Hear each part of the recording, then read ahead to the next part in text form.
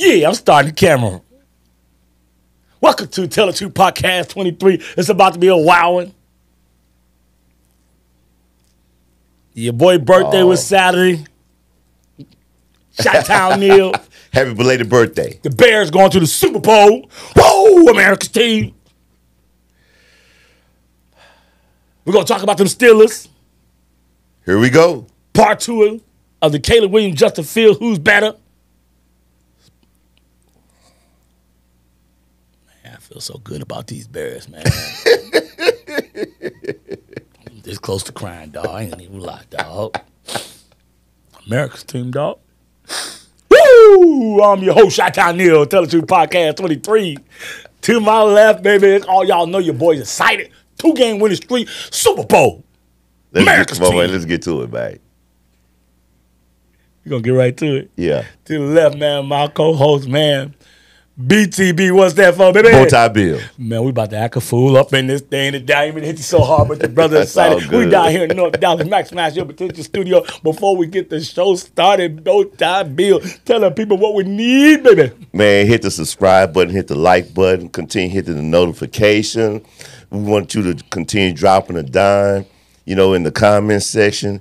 Tell your family members and friends the ones you like as well as the ones you don't like. We just appreciate everything that you're doing for us. Keep it coming because we're going to keep it going. Bow-tie Bill, you already know this is not going to be directed towards you. But the podcast has been doing very well. When you guys get a chance, make sure you go check out a show that we dropped 2 weeks ago. 2 weeks ago. Yeah, I got it in front of me. It's labeled Caleb Williams versus Justin Fields. Mm-hmm. And I told you then that's still a hot topic in Chicago. You cannot believe it. All right.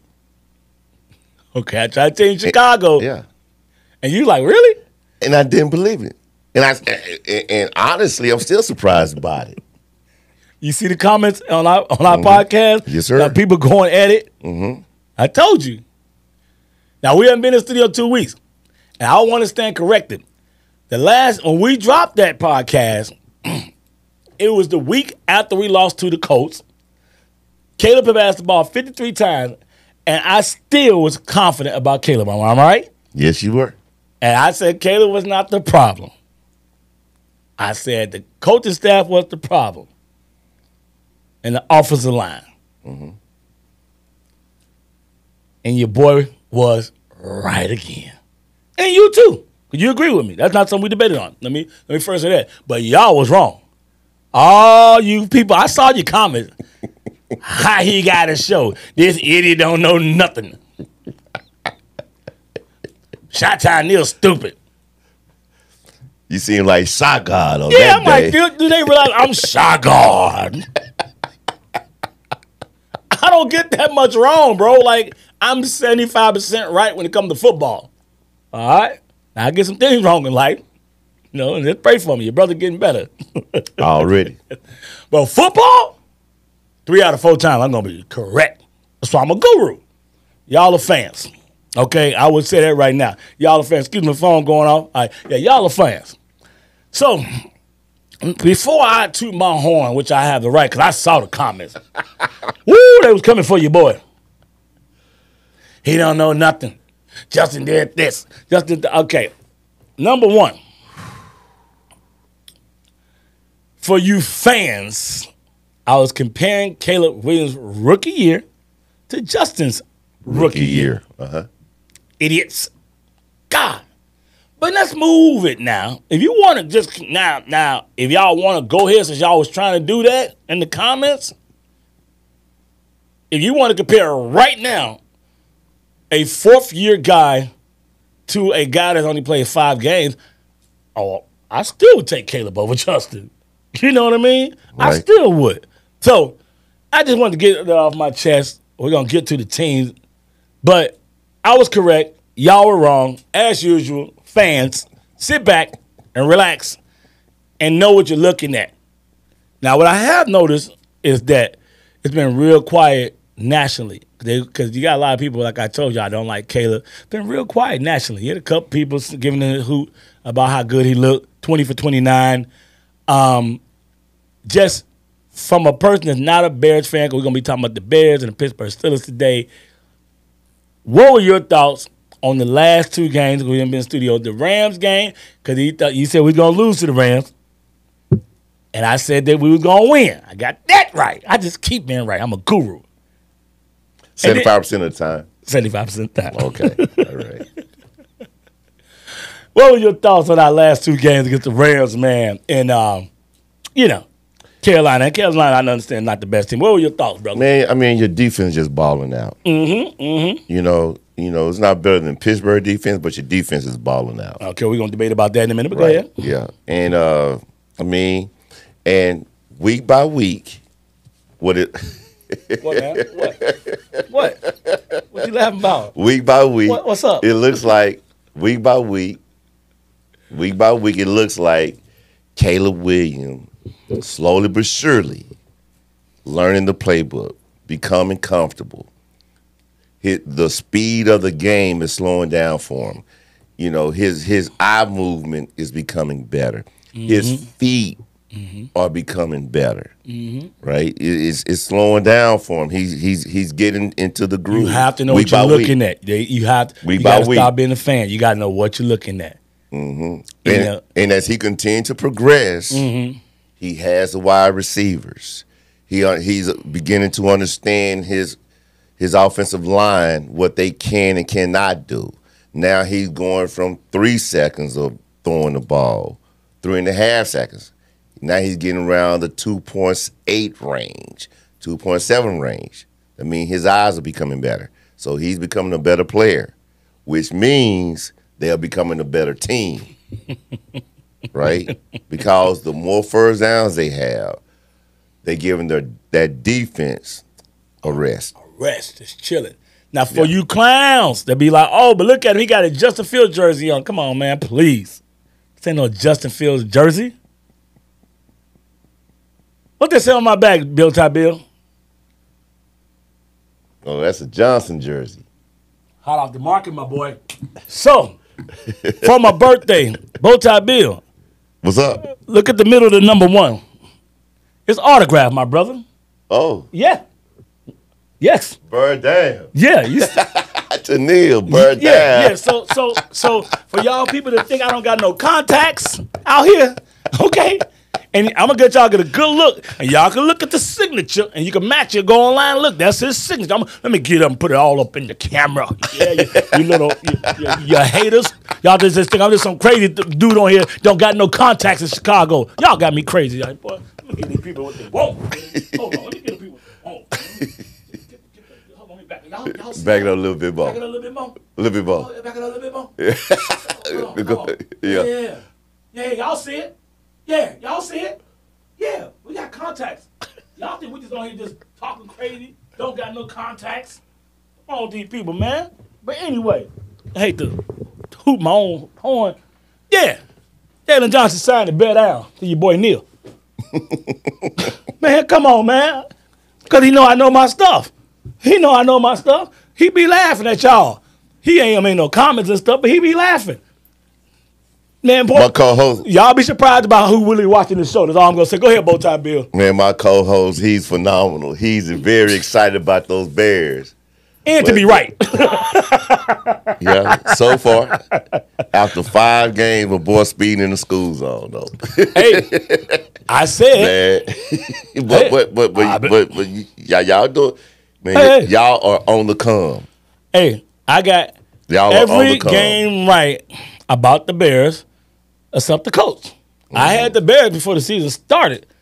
I had the Bears supposed to be 4-1 right now. Before the season started, I picked us to lose. The first 6 games, I picked us to lose to Houston and Jacksonville. Now, I think we can beat Jacksonville. So after 6 games, I will be right on the money what our record was going to be if we win this Sunday, 4-2. I'll be right on the money. Right. And so let me stop bragging about being right. Let me explain to you what happened with the Bears. And I prayed on it. I ain't gonna say I really gonna pray about no football, but I'm just saying that, I'm just happy to see it.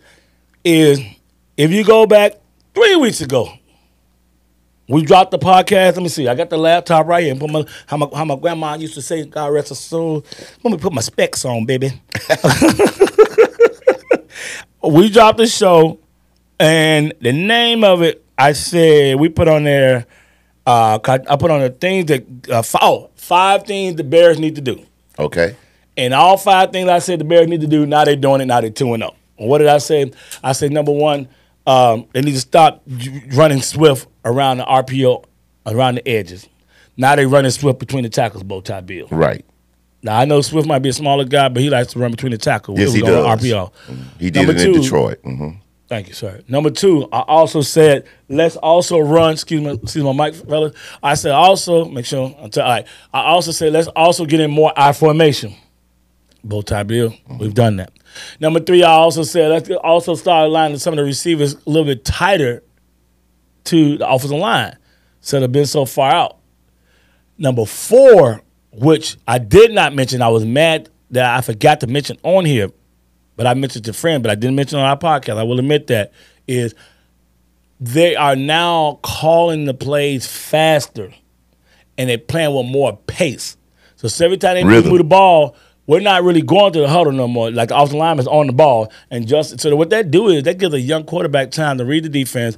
Also, the other team's not able to sub as much. See, this is guru talk. Y'all know. See, y'all watching, but I'm gonna try to help y'all understand what you're looking at. Okay? So when the player's over, they're on the ball. Bow tie Bill, you already shaking your head. You already know I'm going with this. And so when the NFL, they can talk to the quarterback all the way up to 15 seconds. Correct.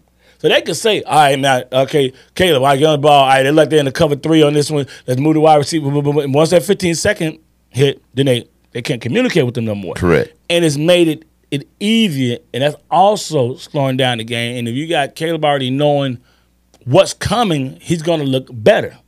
Correct. There was something that happened last week. I'm trying to see. Matter of fact, I'm gonna put it on you, Bow Tie Bill. I'm gonna find it. I'm finding it. There was something that happened last week when I was watching the game. The mics picked it up, and they wasn't supposed to pick it up. And you hear Caleb Williams over the center, Bow Tie Bill, and he's still making a lot of adjustments. I still think he's doing too much pre-snap. They got the kid doing too much pre-snap, but it is what it is. He's calling out some adjustments with the wide receivers and with the offensive line. I still think the center should be doing the adjustment offensive line. That's the difference between him and Jalen Daniels, which we're going to do a big one on that 2 weeks when the Bears play Washington, who's truly playing better. That's going to be, I know, crazy. But Jalen Daniels, the guy in Washington, he don't have to call his offensive line protection. Caleb is still doing offensive line protection and audible. See, that's what you guys got to know. You're looking at, but your fans don't know that because you just want to hate on Caleb. Caleb is doing, I keep saying, I think they're asking the kid to do way too much. Too soon. Right. And he's doing a phenomenal job. Yes. Because the boy shouldn't have to He's in front of the curve. Well, the young man should not have to be calling out offensive line protection, too. He should not have to do that, but he's doing it. But it was something that happened last week. He's calling out offensive line protection. Then he calls the plays.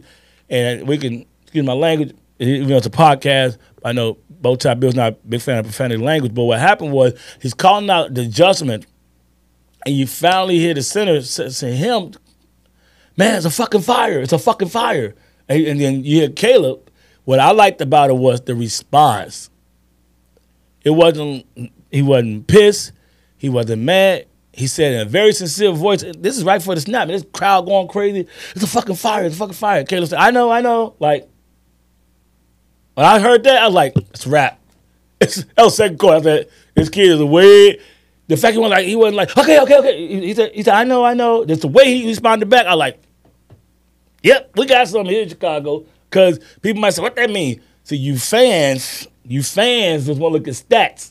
Bow Tie Bill, break down to the people why that's so important for him to respond the way he did, man. Right, because he's the one who always has to be. He's running towards the fire when everyone is breaking camp on the fire. He's a firefighter. So he's calm, cool, and collected. Exactly. So when everything is in chaotic, what they call it, everything is chaotic, right? He's the calm in the storm. That's what you want. He's a calm, right? He's calm in the waters, and that's what you want in a quarterback, right? To be able to decipher things when everything is in chaos. Exactly. And I mean, it was just. And I'm trying to find it. I'm gonna put up on our screen if I can find. I'm looking my butt off for it too. And it was, and then it got picked up on the mic, and you can hear it. I'm at home. You can hear it clear as day. It's a fucking fire. And so I forgot who broadcast that game. It goes, oh, it sounds like it might be a fire down there, because they most times we apologize for the language, something. But here it is. Here it is, Bow Tie Bill. I mean, this thing has gotten so many views. Mm-hmm. Okay, hold on. This just a guy talking. I just want to find the video when it actually happens. Mm-hmm. Hold on, y'all bear with me. I should have had this queued up. But it just, to me, this seems like, and the other thing I noticed too is that by us running more out of our formation, we're not getting pushed so much up the middle, so he has more time. He's not running out of the pocket so fast.